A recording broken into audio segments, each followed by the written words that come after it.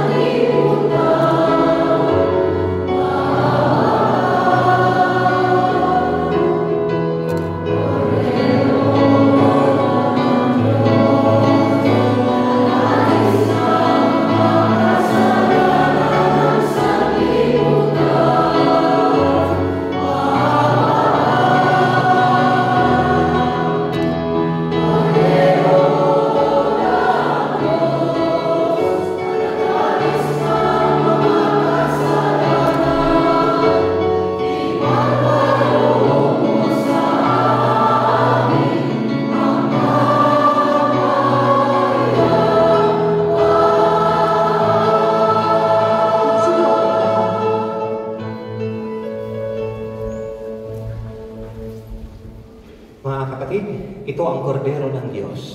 Ang Diyos na nag-aalis ng mga kasalanan ng sanlibutan, ating mga kasalanan. Mapalad tayo inayayahan sa kanyang piging.